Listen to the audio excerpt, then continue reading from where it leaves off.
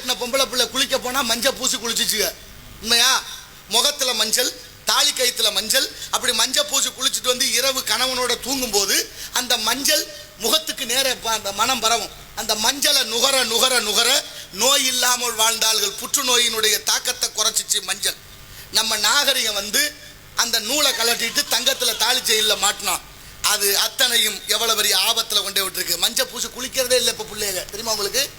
யார் சொல்லுவா? ஒரு பக்கம் மார்பகல்ல 100% பெண்களுக்கு புற்றுநோய். எதனால? மஞ்சள் மாநகரம் ஈரோடு. மஞ்சள் மாநகரம் ஈரோட்டில் தான் புற்றுநோய்க்கு முதலிடம் தமிழ்நாடு அரசு அறிவிக்குது. எங்க வயசுல எதனால, ஏன், எப்படி வந்துச்சு, என்ன காரணம், துரித உணவுகள் வந்து ஏன் இப்படி பெருகுச்சு, எதை சாப்பிட்றேன், ஏன் சாப்பிட்றேன், என்ன நடக்குது, இயற்கையிலேருந்து ஏன் மனிதன் விலகினான், ஊருக்கு குளத்துக்கு குளம் குளிச்சோம், குளத்துக்கு குளம் தண்ணி கிடந்துச்சு, கம்மாயில் இருந்துச்சு, ஆற்றுல இருந்துச்சு, எல்லாம் இருந்துச்சு. இன்னைக்கு ஏன் எல்லாம் தூந்து போச்சு? ஏன்னா குடிச்சிட்டு கண்ட இடத்துல போடுறோம், கண்ட காகிதத்தை கண்ட இடத்துல போடுறோம். நெகிழ்த்தால் ஒரு யானை அந்த பேப்பரை அந்த காகிதத்தை தின்னுட்டு செத்து போச்சு பல விலங்குகள். தயவு செய்து சுற்றுலா போனாலும் சரி, வீடுகளில் இருந்தாலும் சரி, பிள்ளைகளுக்கு நாகரிகத்தையும் பண்பாடையும் ஒழுக்கத்தையும் கற்றுக் கொடுங்கள். கண்ட இடத்துல கண்டதையும் போடாம நம்ம ஊர் சுத்தமா இருந்தா நம்ம நாடு சுத்தமாகும். ஊருக்குள்ள ஒரு வீடு சுத்தமா இருந்தா ஊரும் சுத்தமாகும் என்பதை சொல்லிக் கொடுத்து வளர்க்கணும். அப்படி பண்பாடு உடைய நம்ம மக்கள் இப்படி மாறியது எங்க போய் சொல்ல. நீங்க நம்ம விஸ்வநாதாசன் ஒருத்தர் இருந்தார், நாத நடிகர். அவர் முருகனா நடிக்கிறவர். வெள்ளைக்காரனை எழுத்து பாடுறாரு. ஊரான் தோட்டத்தில் ஒருத்தன் போட்டான் வெள்ளரிக்கா, காசுக்கு 2 விற்க சொல்லி காகிதம் போட்டானா வெள்ளைக்காரன்னு பாடுறாரு. வெள்ளைக்கார அரசாங்கம் காவல்துறை கைது பண்ண வந்துருச்சு மேடைக்கு. யார் அங்கே? விஸ்வநாதாஸ். என்ன விஷயம்? கைது பண்ணணும். எதுக்கு? நீ எங்க அரசாங்கத்தை எதிர்த்து பிரச்சாரம் பண்ற. இப்ப நான் முருகனா நிக்கிறேன், என்னை தொட முடியாது போயான்ட்டார். சரின்னு பொழுது விடுகிற வரைக்கும் காத்திருக்குது அந்த காவல்துறை அதிகாரிகள். பொழுது விடிஞ்சு அவர் அதிகாரம் கலைச்சிட்டு வெளியில வர்றாரு. ராத்திரி முருகனா நினைச்சது நீதானே? ஆமா. உன்னை கைது பண்ணணும். எதுக்கு? நீ எங்க அரசாங்கத்தை எதிர்த்து பண்ண. பாடுனது நான் இல்ல, முருகன். அவரை போய் கைது பண்ணுங்கன்ட்டார். இப்ப 2 பக்கமும் சிக்கலாகி போச்சு. என்ன பண்றதுன்னு தெரியல. கடைசியா மீண்டும் நீதிமன்றம் போய் உத்தரவை மாத்தி வாங்குறாங்க. முருகனாக நடித்த ஐயா விஸ்வநாதாசை கைது பண்றோம்னு கைது பண்ணாங்க. என அறிவு சேர்ந்த பெரியோர்களே, இந்த நாட்டுக்காக எத்தனை தடவை கைது பண்ணிருப்பாங்க நினைச்சு பாருங்க.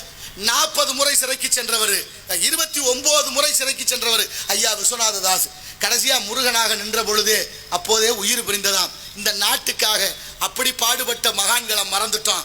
10 பைசாவுக்கு பிரயோஜனம் இல்லாதவங்களை தூக்கி கொண்டாடிக்கிட்டுறான். இங்க கொண்டாடி பிரயோஜனம் இல்லை, கொடி பிடிச்சி கோலம் போட்டு கோவணம் இல்லாம போயிட்டான். அவன் கோட்டையில ஏறி நம்மளை திரும்பி பார்க்காம போயிட்டாங்க. நம்ம கண்ணத்துக்கு பெரிய இடத்து பொல்லாப்பு. அடுத்து ஒருத்தர் திருச்சி காதர் பாட்சா ஐயா, ஹார்மோனிய கலையரசு, திருச்சி உறையூர்ல பிறந்தவர். அவர் என்ன பண்றாரு? அவர் மேல ஒரு கொலை வழக்கு. அந்த கொலை வழக்குல குற்றவாளின்னு நீதி தீர்ப்பு சொல்லி தூக்கு தண்டனை நிரூபிச்சாச்சு. தூக்கு மேடைக்கு வந்தவர் என்ன நதியோரம் பாடணுமா? எவ்வளவு பெரிய கதையை சொல்றேன் உங்களுக்கு. நதியோரம் பாட்டு கேட்குது.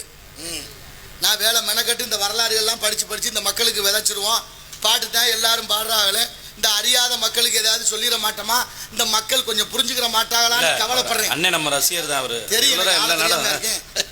இருந்தாலும் எப்ப கேட்கணும்னு இருக்குல்ல, அது சொல்ற கதையை கவனிக்கணும். நீங்க உங்களுக்காகத்தான் சொல்றேன்.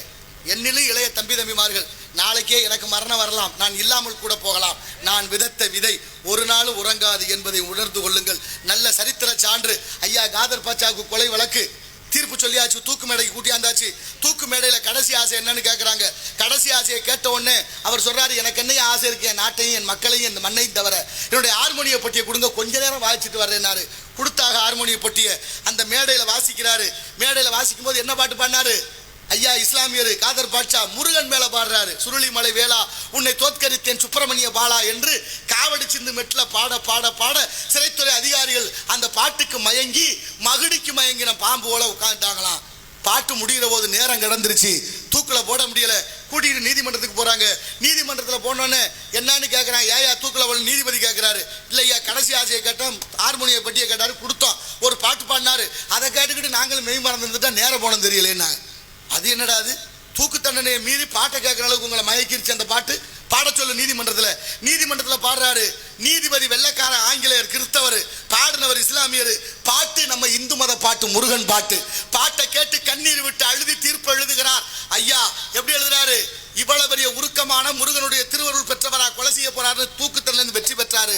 தூக்கு தண்டனை ரத்து செஞ்சதாக வரலாறு இருக்கு. ஏன் நம்ம பிள்ளைகளுக்கு சொல்லி கொடுக்கல? கொடுத்துருக்கணுமா வேண்டாமா?